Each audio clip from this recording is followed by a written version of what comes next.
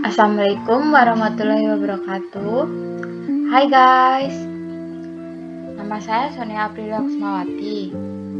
Di sini saya mau menjelaskan materi mengenai pendekatan dan teknik konseling psikodinamika.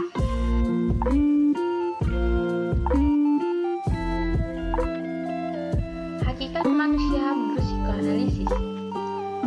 Berbicara mengenai psikoanalisis itu tidak bisa lepas dari seseorang yang telah mempopulerkannya, yaitu Sigmund Freud pada tahun 1856 sampai dengan 1939. Ada beberapa poin penting dari teori ini sehingga mampu melahirkan konsep yang unik mengenai manusia.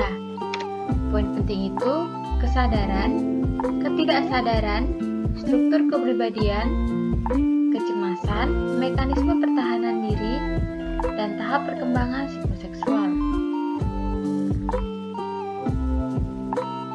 Hakikat konseling menurut psikoanalisis. Hakikat manusia.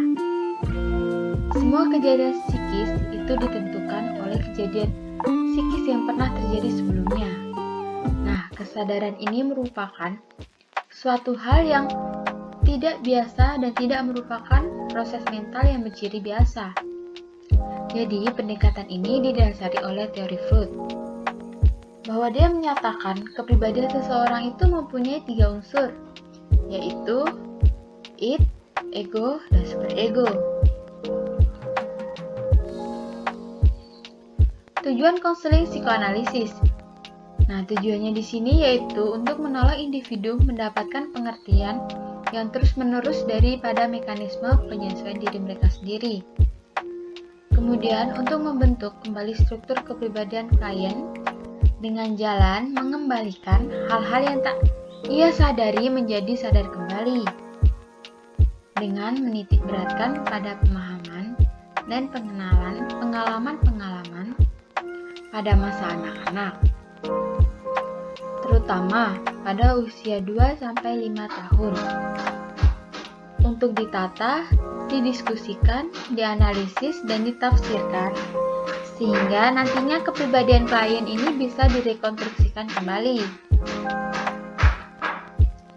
Apa perbedaan psikodinamika dan psikoanalisis?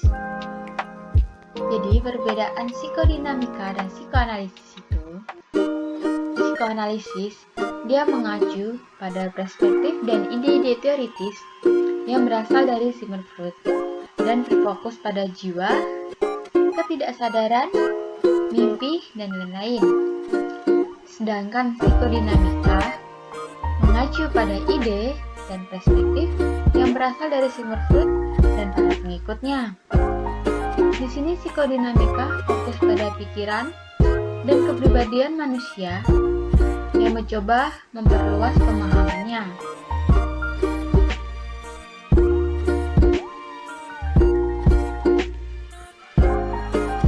Struktur kepribadian ada 3 menurut Sigmund Freud. Apa saja itu? Struktur kepribadian. Yang pertama, itu id. Id itu struktur kepribadian yang dibawa sejak lahir atau bawaan yang merupakan karunia dari Allah SWT, yang termasuk naluri-naluri yang pada umumnya tidak kita sadari. Di sini terdapat dorongan naluri. Nah, dorongan naluri ini dibagi menjadi 2 lagi. Yang pertama, naluri hidup atau biasanya disebut libido, yaitu untuk merefleksi kebutuhan id, untuk mengejar kesenangan dan menghindari ketidaknyamanan. Kedua atau yang terakhir, yaitu naluri mati atau yang disebut thanatos, yaitu dorongan-dorongan agresif yang bersifat negatif atau yang bersifat buruk, yang dapat membahayakan diri sendiri maupun diri orang lain. Kemudian struktur kepribadian yang kedua, ego, yaitu ego membantu id untuk memenuhi dorongan-dorongannya secara nyata dan bukan hanya Dan struktur kepribadian yang terakhir itu superego, yaitu aspek kepribadian yang berisikan nilai-nilai maupun kode moral masyarakat yang diinternalisasikan oleh anak melalui pendidikan orang tua.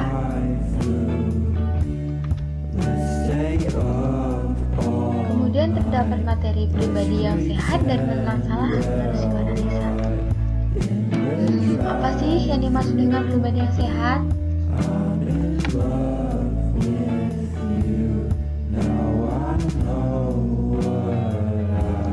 Pribadi yang sehat yaitu pribadi yang mampu menyeimbangkan antara sifat id, ego, dan superego, sehingga secara pribadi manusia tidak mengalami masalah-masalah kecemasan dan ego bertindak secara rasional.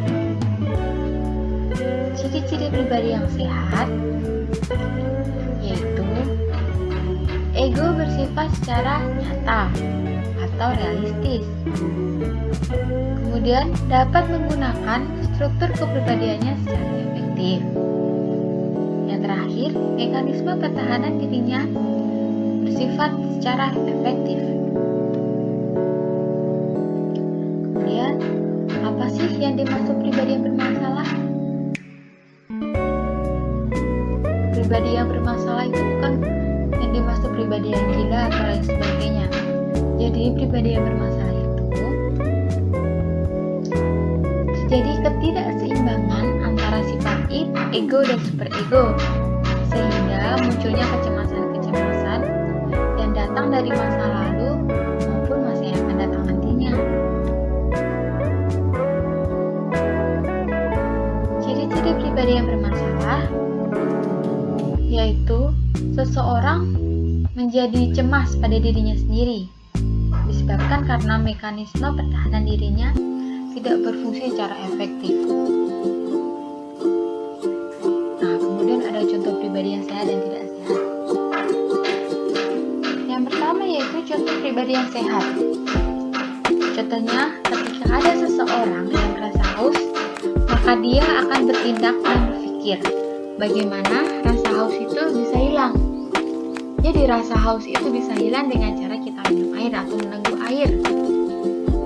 Dari pemikiran menghilangkan rasa haus ini bersifat ego karena bergerak berdasarkan prinsip nyatanya atau realitanya dan menyesuaikan diri dengan realita.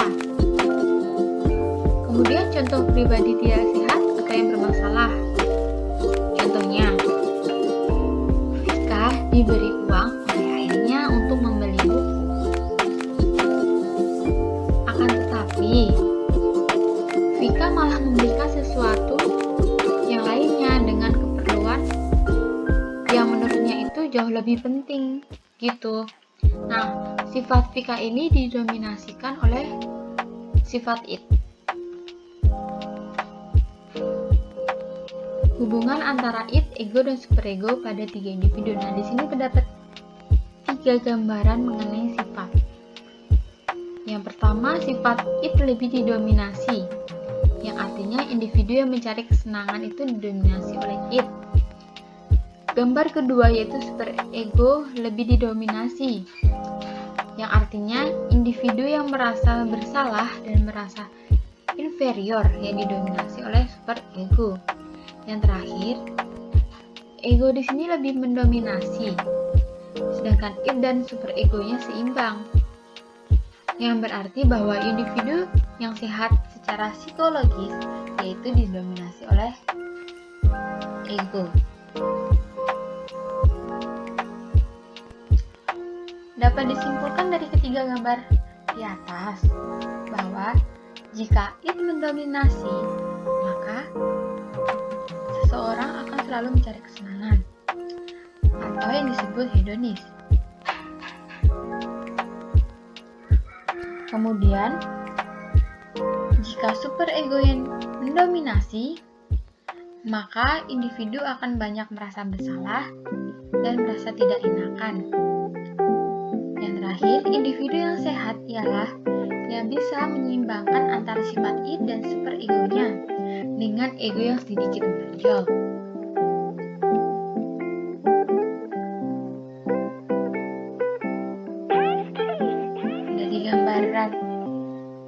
kita dapat memahami bahwa ego dan superego itu saling berkaitan.